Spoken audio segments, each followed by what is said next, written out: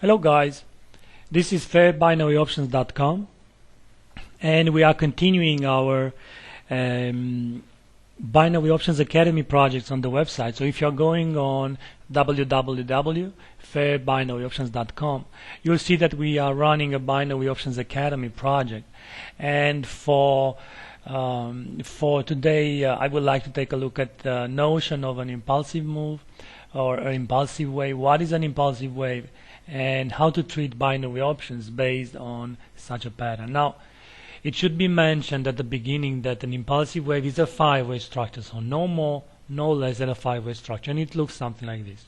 You have a first wave here, and a second wave, a third, a fourth, or something like this, a fourth, and then a five-way structure. This is the standard interpretation, or this is the standard shape or the standard look for an impulsive move. It is also being called a motive wave, so I would have no problem in calling it a motive wave as well. And it should be labeled with numbers all the time because it is an impulsive move. So this would be the first wave here. This would be the second wave here. This would be the third wave here.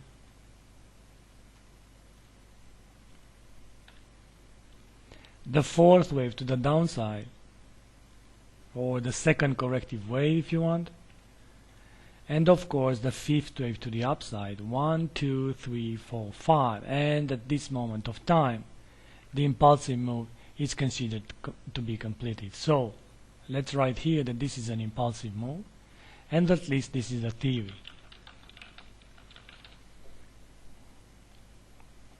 Now, in any impulsive move, you need at least one wave to be extended, and the extension comes, or it is addressed, when compared with the next longest wave in the structure, and therefore it needs to be more than 161.8% when compared with the next longest wave.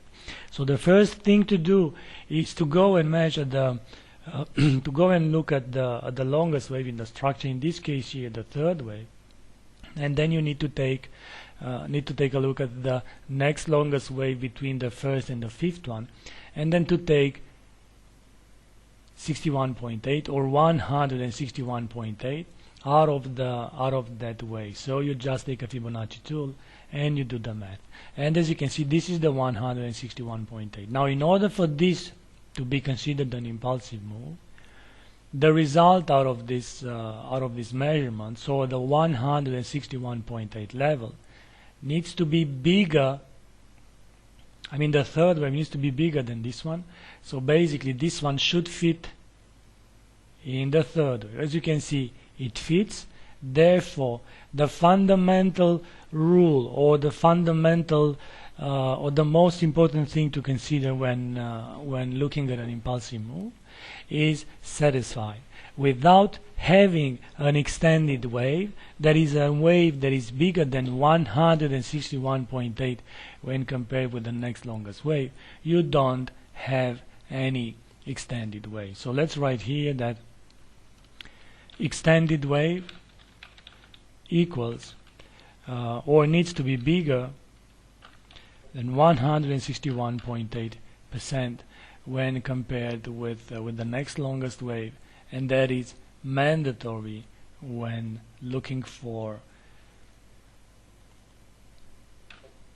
an impulsive move. So with that rule being satisfied, how to trade binary options, or what would be the nice place, or the place to consider for trading binary options. Now, it is a dream of every trader to go and trade, or to try to trade the third wave. Why? Because the third wave is most of the times the one that is extended. So all the traders in the world will try to trade the third wave, as this third wave here is the place where price is traveling fast, where quick bucks are being made. Either you are trading binary options, or you are trading the currency, the forex currency markets, and that is the Fata Morgana, if you want, for trading.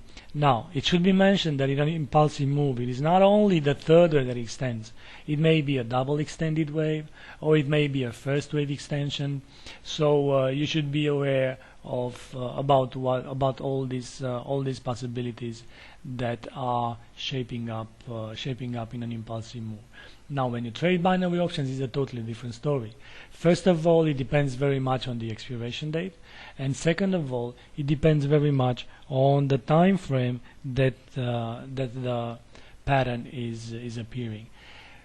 Whatever the market to trade will be, either binary options or spot currency markets, all eyes should be on buying call options in an impulsive move to the upside or in a motive wave to the upside.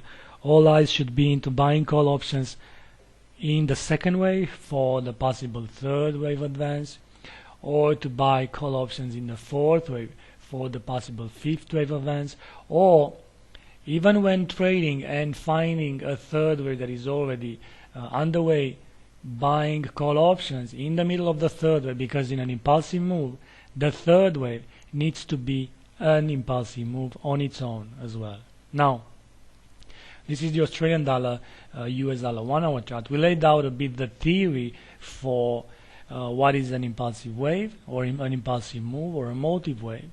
And let's move on with the second part of this project here on Binary Options Academy on fairbinaryoptions.com, and we'll try to apply it into a classical example here on the Australian dollar US dollar to see what is the best or the logical place to go and buy them call options in a rising impulsive move. Now, the same is valid if the impulsive move is in a downtrend, and of course the only difference is the fact that in that moment of time we are actually buying put options and not call options.